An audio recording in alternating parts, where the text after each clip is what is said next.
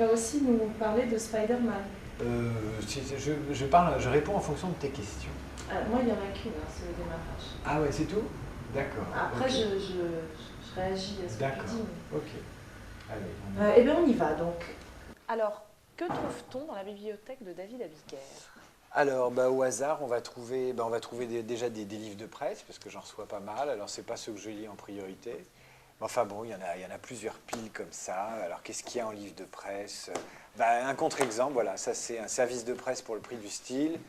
Jean-Baptiste Deslameaux, Une éducation libertine, dans la sélection du prix du style.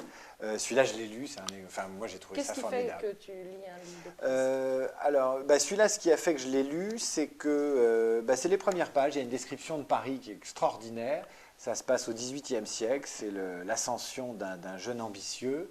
Et la description de Paris, son arrivée dans Paris, on a les odeurs, on a l'humidité, on a tout. C'est extraordinaire. Donc ça, c'est un bon livre. Qu'est-ce qui fait que je ne vais pas lire un envoi presse? C'est le problème du temps, ou c'est prenons un livre sans vexer personne que je ne vais pas lire tout de suite. Voilà, un livre girly, maman, il faut que je te dise, ça, je ne vais pas lire tout de suite. Je vais peut-être le feuilleter, mais les livres girly, ce n'est pas la priorité du moment.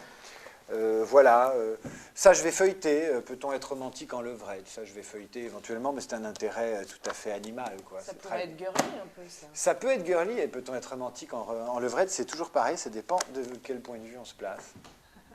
Alors ça c'est les envois de presse, sinon il y a les livres que je m'achète moi, généralement avant les vacances, je me fais une provision de livres que je ne vais pas lire. Qu'est-ce que j'ai acheté récemment? Alors j'étais en retard, mais un roman russe, je suis en train de le lire, ça j'aime bien, Emmanuel Carrère. Je vais prendre Matzneff, j'aime bien Matzneff. On me l'a reproché d'ailleurs sur mon blog, comment vous pouvez aimer les livres de Matzneff, c'est scandaleux. Philippe Roth, dedans il y a une nouvelle, Goodbye Columbus, qui est un vrai chef-d'œuvre absolu.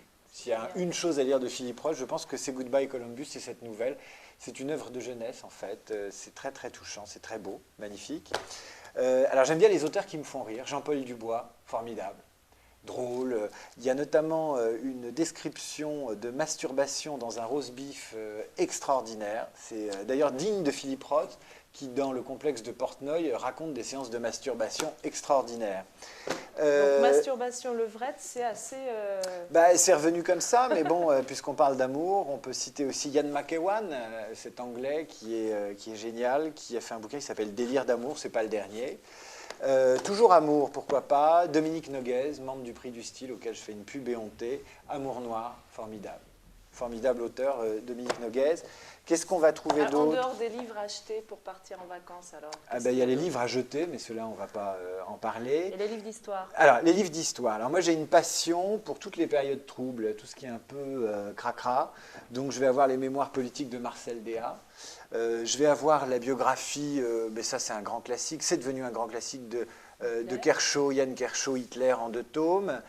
J'ai craqué aussi pour la bio de Mustafa Kemal, par Benoît Méchain, que j'ai lu en Turquie, comme ça c'est pas mal, ça fait un livre de tourisme. Je relis, et ça sans transition, La vie des 12 Césars de Suétone. Alors c'est bien parce qu'on peut prendre un César au milieu, avant, après, on n'est pas obligé de le lire dans l'ordre chronologique. Alors là je vais le relire à cause de Claude, parce que mon craquage absolu de ces 15 derniers jours, c'est la série de la BBC. Moi Claude Empereur. Ça raconte la vie de l'empereur Claude qui était bègue et qui boitait. C'est une série de la BBC tournée dans les années 70. Le comédien qui joue Claude, c'est Derek Jacobi. Et c'est la vie des Césars entre Auguste jusqu'à Claude, qui meurt empoisonné a priori. Et c'est formidable. Acteur de la BBC, empoisonnement, intrigue, complot. Il y a John Hurt, Derek Jacobi, des grands acteurs shakespeariens anglais. C'est formidable. À mon avis, c'est un peu comme Nos Rois Maudits à nous, l'ancienne série. C'est pas arrivé en France, mais on le trouve en DVD, c'est ça? C'est en France. À la télé? Non. Si, à la télé, si. Il a été diffusé 2 fois à la télé française, mais à la fin des années 70 et au début des années 80. C'est 13 épisodes, c'est formidable. Et dans le même genre, j'aurais pu vous sortir Rome, la série américaine, qui s'est arrêtée au bout de 2 saisons. Je dois dire, j'aime bien les péplums, en fait. Ça me dépayse, sans doute parce que j'aime bien l'Italie. Voilà, la gymnastique de Cindy Crawford, essentielle. Pas nécessairement à moi d'ailleurs celui-là, mais je le regarde aussi. Utilisateur aussi. Voilà. Qu'est-ce qu'on va trouver en DVD? Il était une fois dans l'Ouest. Des films de super-héros. Avant ça, Les choses de la vie, les Claude Sautet, moi j'aime bien. Spider-Man, ça, coqueluche absolue, mascotte. Alors, une petite parenthèse sur le... C'est mon héros d'enfance en fait qui me suit un peu partout. Puis un jour je suis tombé là-dessus aux États-Unis et je l'ai acheté. C'est beaucoup moins cher qu'en France. Et depuis, il y en a, ils ont Socrate chez eux. Moi j'ai un buste de Spider-Man, c'est vous dire le niveau, quoi. C'est pas glorieux. L'Afrique, là, quelque chose que j'ai acheté au musée des Arts Premiers, c'est un docu sur Mobutu de Thierry Michel que j'ai pas encore regardé. Mais j'aime bien les histoires africaines et j'aime bien l'histoire de la décolonisation et de ses hauts, de ses bas, France-Afrique. Il y a là, des bouquins sur l'art africain, c'est ça? Il y a, sur l'art africain, il y a L'homme et ses masques, qui est un très beau livre de photos de masques africains. Il y a une biographie de Bokassa Ier, super France-Afrique, empereur français, formidable. De Stephen Smith, Géraldine Fess. Ça, c'est pour l'Afrique. Qu'est-ce qu'on va trouver d'autre? Alors là, je dépose une pile. Il y en a que j'ai oublié, mais il y a des choses que j'aime bien. J'aime bien, oui. Stefan Zweig, ça, vous savez, ça fait partie de ces livres, les coups de foudre de jeunesse, quoi. C'est un truc que j'ai lu il y a 20 ans. Ça s'appelle La pitié dangereuse. C'est un vrai thriller psychologique et avec toujours Zweig, avec son sens du suspense et de la narration, de la psychologie, c'est assez haletant. John Fante, que j'adore, Les Compagnons de la Grappe, mais j'aurais pu sortir Mon chien stupide, Plein de vie, Demande à la poussière, c'est un auteur très attachant. John Fante, Le vin de la jeunesse. Les Italiens, moi j'aime beaucoup Moravia. Moravia, c'est le mépris, c'est... qu'est-ce qu'il y a d'autre? Je ne sais pas, je les oublie. Le bel été de Pavese. Ambiance italienne. J'aime bien les auteurs italiens, pour ce que j'en connais. Et alors, il y a beaucoup de livres et d'œuvres. Ouais. S'il devait en être sélectionné une parmi toutes, qui vraiment ressortirait, une ou deux, on va dire. Oh là là là. Puisque le but du jeu dans l'interview, Ouais. c'est aussi sélectionner. Alors, si je devais en sélectionner une, ce serait Goodbye Columbus de Philippe Roth. Parce qu'en 60 pages, c'est une nouvelle d'abord, donc c'est un texte court. Et c'est un peu comme ces textes qui ne sont pas très longs, comme Yontel, Siddhartha. Il y a des textes de 70 pages qui peuvent tout dire. Et une fois qu'on a lu ça, on se dit quand est-ce que je vais faire 60 pages qui tiennent la route comme Philippe Roth. Je pense que ça risque pas de m'arriver. Mais voilà, Goodbye Columbus, c'est un très très beau livre sur les amours de jeunesse, sur le temps qui passe, moi j'adore ça.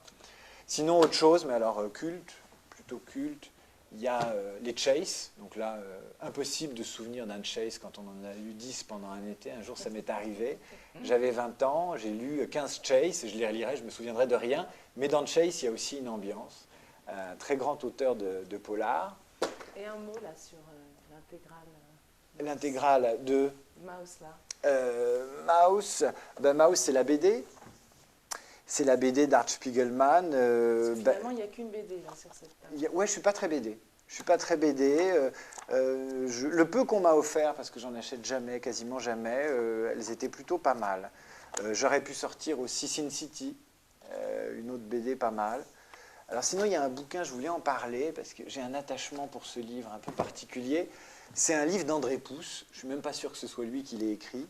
André Pousse jouait les gangsters dans les films de série B des années 60. On le voyait toujours avec un impair, un borsalino et une mitraillette, il avait une vraie gueule.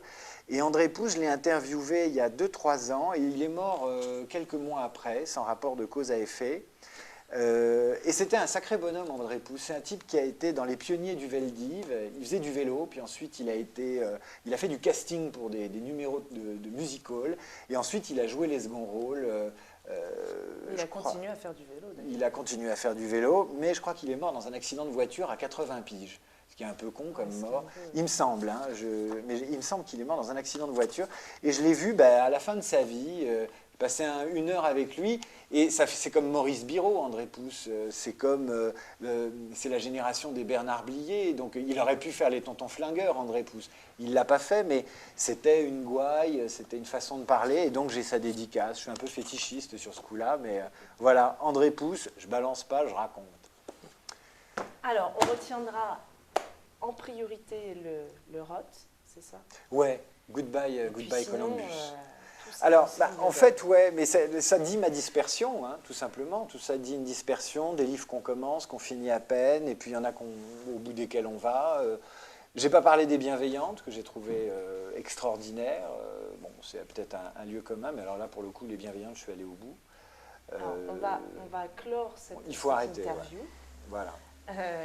Par la question qu'on pose à la fin de l'interview. Est-ce que parmi les personnalités qui vous entourent, que vous connaissez ou non, il y en aurait une dont vous aimeriez découvrir la bibliothèque? Alors, en fait, il y en a deux. Il y en a une qui est prévenue, parce qu'avant que vous arriviez, je l'ai eu au téléphone.